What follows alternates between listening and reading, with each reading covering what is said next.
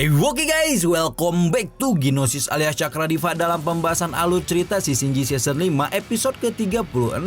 Seperti biasa sebelum masuk ke pembahasan episode kali ini, kita review dulu episode sebelumnya di mana pasukan dewa bertarung mati-matian melawan bangsa Asura yang datang dari 4 arah berbeda. Demi menghentikan para Asura, Dewa Kuno Taizun dan Bowling Sangzun juga turun tangan langsung memberikan bantuan kepada pasukan dewa Istana Surga. Nah, di episode kali ini kita akan lihat bagaimana Raja Rahu bertarung melawan Dewa Pencipta Bowling Sangzun serta bagaimana Dewa Rule menghentikan tindakan Ceroboh Sumo yang ingin turut serta berperang melawan para dewa. Seperti apa cerita selengkapnya? Langsung aja kita terobos.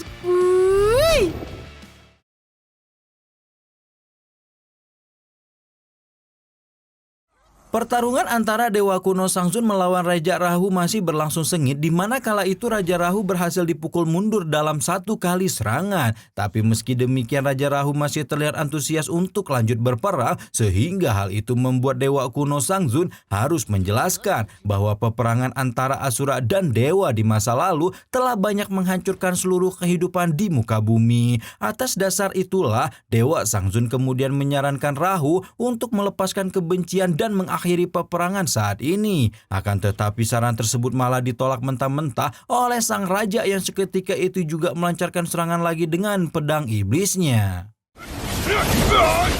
Mendapati serangan itu, Dewa Kuno Sangzun tentu tidak tinggal diam dan segera mengeluarkan perisai suci untuk menangkal serangan Rahu. Beruntung Sangzun berhasil menahan serangan lawannya dan langsung ambil tindakan untuk menyerang balik dengan pedang pengguncang langit di tangannya. Alhasil serangan pedang itu pun berhasil membuat Raja Rahu terlempar untuk kedua kalinya sejauh beberapa meter. Sesaat kemudian Dewa Sangzun kembali menyarankan untuk Rahu agar mengakhiri peperangan karena menurutnya perang itu hanya akan merugikan diri sendiri, dan hal tersebut telah terbukti secara nyata pada kegagalan perang besar di masa lalu.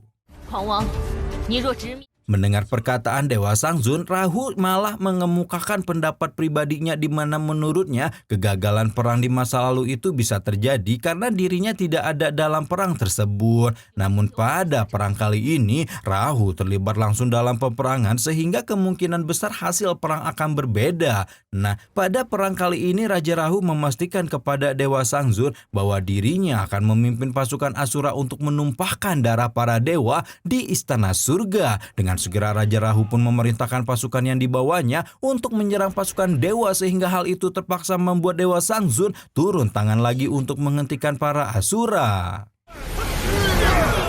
Melihat anggota pasukannya ditumbangkan satu persatu oleh Dewa Sangzun, Rahu tentu menjadi sangat kesal terlebih ketika dia mendapati pasukan dewa bersiap membuat formasi di belakang Dewa Kuno Sangzun. Tanpa menunda lagi, Rahu dan pasukan Asura pun langsung menyerang para dewa dan terjadilah pertempuran hidup dan mati di area tersebut. Setelah beberapa waktu sejumlah petarung Asura kelas tinggi mulai bermunculan di garis pertahanan dan menunjukkan kemampuan terbaik mereka dalam menghabisi pasukan dewa yang dihadapinya. Namun tanpa diduga aksi mereka itu tiba-tiba harus terhenti oleh kemunculan Dewa Guanyin yang melakukan serangan balasan.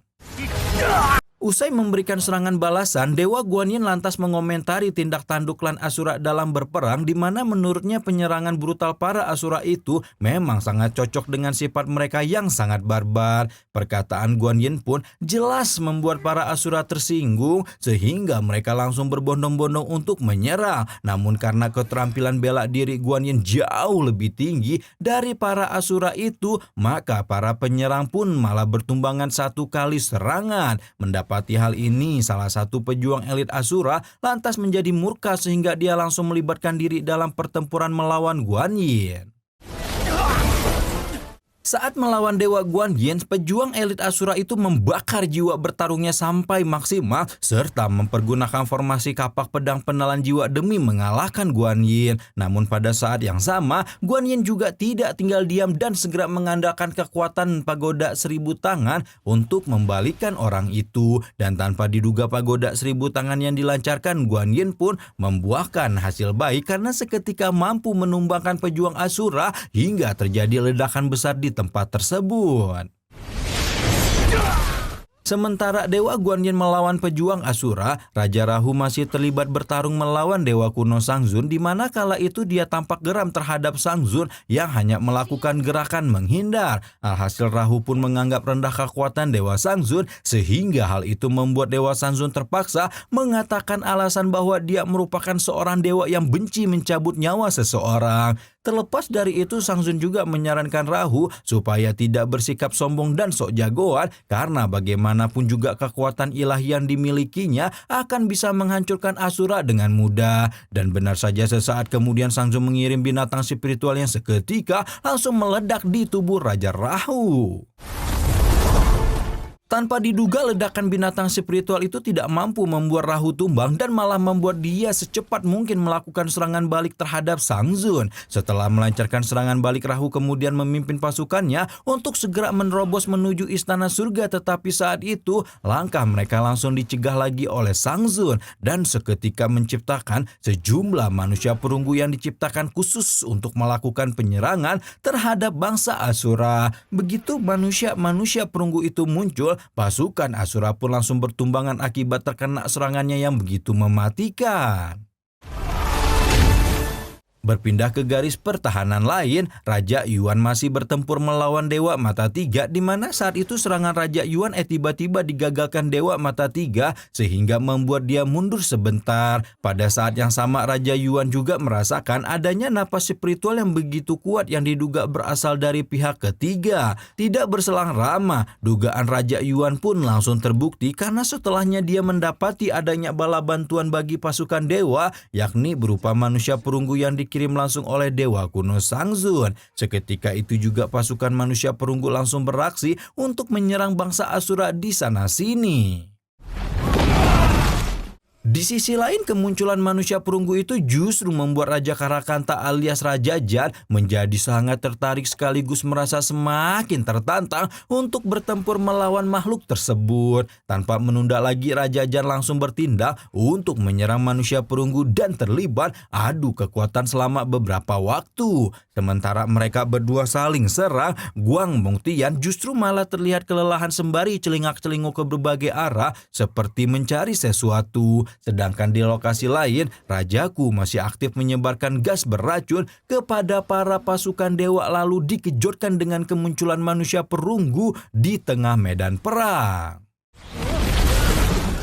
Melihat kemunculan sejumlah manusia perunggu, pasukan dewa yang berperang melawan Rajaku tentu menjadi senang karena akhirnya mereka mendapat bala bantuan dari pihak lain yang jauh lebih kuat. Berbeda dengan para dewa-dewa itu, Rajaku justru menjadi terheran-heran karena ternyata gas beracun yang ditebarkannya tidak berpengaruh sama sekali terhadap para manusia perunggu. Bahkan manusia perunggu itu malah tampak gagah melangkah maju dan membuat aksi penyerangan terhadap Rajaku. Meski saat itu Rajaku berhasil menghindari serangan manusia perunggu, dia kemudian dihadapkan pada serangan lain yang dari seorang dewa menggunakan segel 10 matahari membakar surga.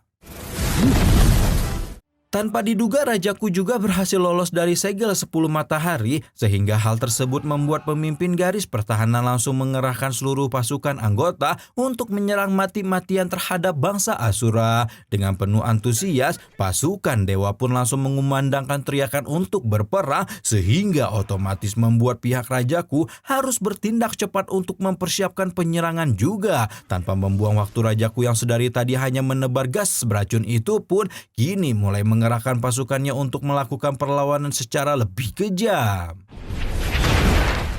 Selagi pasukan dewa dan Asura melanjutkan peperangan mereka, Dewa Guanyin sengaja menghampiri Dewa kuno Sang Zun untuk menyampaikan rasa terima kasihnya atas bantuan yang telah diberikan. Pada saat yang sama, Guanyin juga mendapati adanya luka di tangan Dewa Sang Zun, tetapi Sang Zun malah meminta Guanyin untuk tidak mengkhawatirkannya. Nah, tak lama setelahnya, Dewa Sang Zun kemudian berkata bahwa kekuatan Raja Gila Rahu tidak boleh dianggap remeh oleh para dewa. Tapi meski demikian, Dewa Sang Zun tetap berharap supaya pasukan Raja Rahu itu bisa dikalahkan oleh para dewa.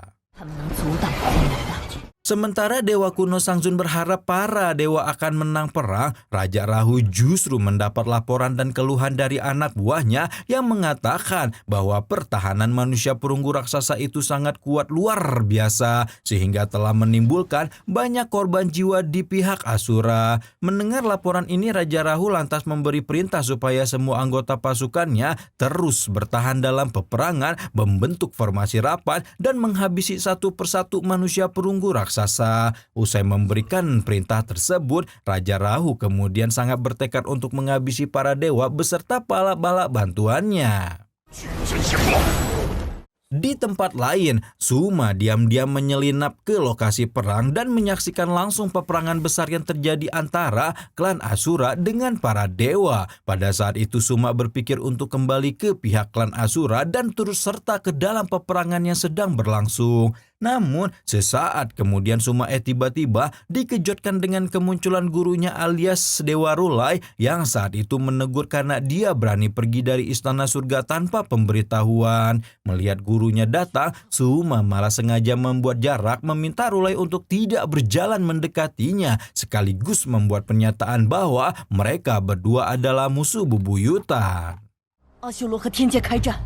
Mendapati tindakan Suma, Dewa Rulai kemudian mempertanyakan apakah muridnya itu benar-benar ingin bergabung dalam perang dan apakah dia bersedia untuk mati di tangannya. Tapi karena Suma tergagap untuk menjawab, maka Rulai mengingatkan Suma pada percakapan pada masa lalu terkait keputusannya untuk mengubah Asura. Rulai juga mengatakan bahwa keputusan tersebut merupakan tekad yang dimiliki oleh diri Sumo yang pasti akan dia tempuh di masa depan meskipun Rulai tidak mengajarkannya. Hal itu dikarenakan Sumo berbeda dengan orang Asura lainnya dan merupakan jiwa bebas yang tidak terbelenggu oleh suatu kebenaran serta identitas apapun. Mendengar penjelasan ini, Sumo menjadi sedikit bimbang dan mempertanyakan bagaimana mungkin dirinya hanya berdiam diri sementara orang-orang klannya sibuk dalam peperangan. Nah, kebimbangan itu pun lantas segera ditepis oleh Rulai yang memberikan pencerahan bahwa saat ini klan Asura tidak membutuhkan dukungan tenaga dari Sumo, melainkan butuh pemikiran logis untuk mengubah masa depan yang lebih baik. Rulai juga meminta supaya Sumo tidak pernah menyerah untuk membuat perubahan meskipun peluang yang dimilikinya sangat kecil. Usai memberikan pencerahan itu, Rulai kemudian meminta Sumo untuk menyerahkan senjata tajam yang ada di tangannya. Berhubung saat ini Sumo telah tercerahkan, dia dengan patuh menyerahkan senjata tajam itu kepada Rulai, namun sesaat kemudian dia malah melihat anggota klan Asura mulai bertumbangan di tangan para dewa dan manusia perunggu raksasa. Alhasil Sumo pun merebut kembali senjata itu sekaligus sempat melukai tangan Rulai tanpa sengaja. Dengan dalih tidak ingin mengkhianati klannya sendiri, Sumo nekat melawan gurunya sendiri dan langsung membakar jiwa bertarungnya seolah ingin menantang Rulai untuk baku hantam. Wah, gawat nih guys, putra Raja Gila Rahu malah nekat nih bertarung melawan Dewa Rulai hanya demi membela klan Asura yang barbar dan demi tidak dicap sebagai pengkhianat bangsa Asura. Nah, di episode selanjutnya kita akan melihat nih bagaimana Rulai berusaha membujuk Sumo kembali supaya tidak bertindak barbar dan ceroboh seperti Asura lainnya. Kita juga akan lihat bagaimana kelanjutan perang antara Dewa Asura dan Dewa Istana Surga ya. Apakah nantinya para Asura akan terpaksa mundur dan menghentikan perang ataukah akan terus melawan hingga titik darah penghabisan?